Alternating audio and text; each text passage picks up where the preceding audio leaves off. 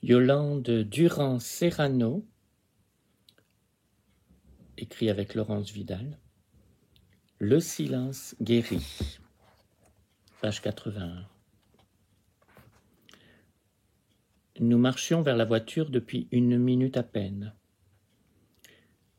Tout en devisant doucement, nos yeux se posaient comme ils font toujours, ici, là, un peu plus loin, partout où quelques détails les accrochent.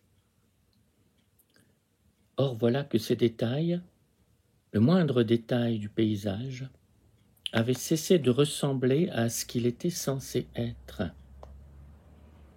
Ils avaient contour de montagnes, d'arbres, d'oiseaux ou d'herbes folles, mais, si les formes étaient à leur place, la nature, l'essence de ces choses, elle, était transformée. Transsubstantiée, plutôt. Avec une évidence formidable, il m'apparaissait que non, la montagne n'était pas une montagne. Et cet arbre-là, ce peuplier, n'était ni arbre ni peuplier. Et ce corbeau perché là-haut, ce brin d'avoine sauvage, ce gros bourdon bourdonnant, ces moutons noirs, ces moutons blancs, on pouvait bien les nommer, les définir comme étant ceci ou cela. Ils l'étaient et ne l'étaient pas. Ils étaient bien plus que leur nom, leur forme, leur couleur, leur substance. Bien plus que l'image en moi conservée de ce qu'est une montagne, un arbre, un mouton.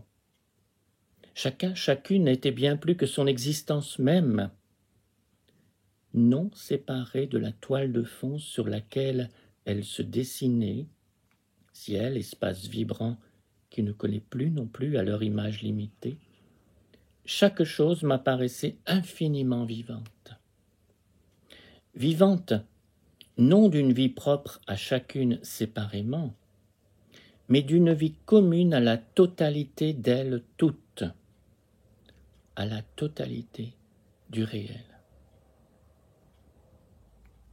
Ainsi, les choses vivaient d'une vie qui était non la leur, mais celle de la totalité. Une vie qui était celle dont on ne sait quelle unité derrière leur apparente diversité. Une unité essentielle dont je ne savais rien mais qui se laissait, en cette heure magique, pressentir. Goûter, non encore penser, cette découverte me bouleversait.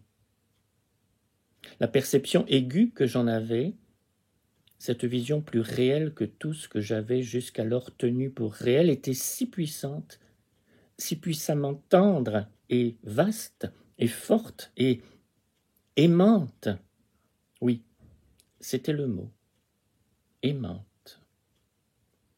Le monde, chaque prétendue chose du monde, en ces minutes, m'apparaissait comme un ruissellement d'amour pur.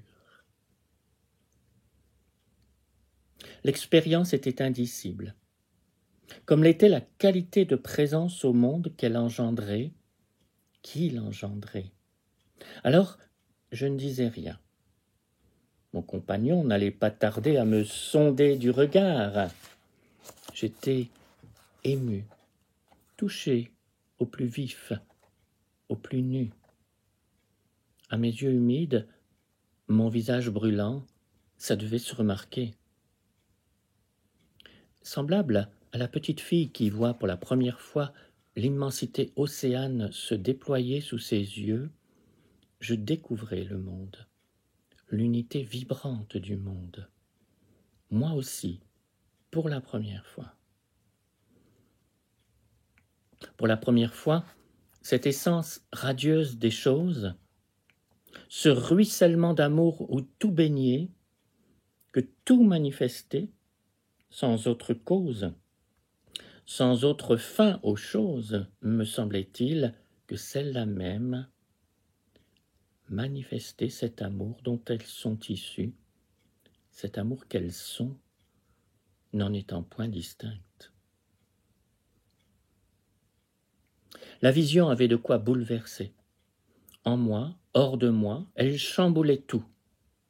Toute, habitée soudain d'une suavité, d'une légèreté, une ferveur inouïe. J'aurais pu rire, danser, crier, battre des mains ou me taire. En apparence, je me taisais. Au-dedans de moi, tout faisait des vagues et vibrait et chantait.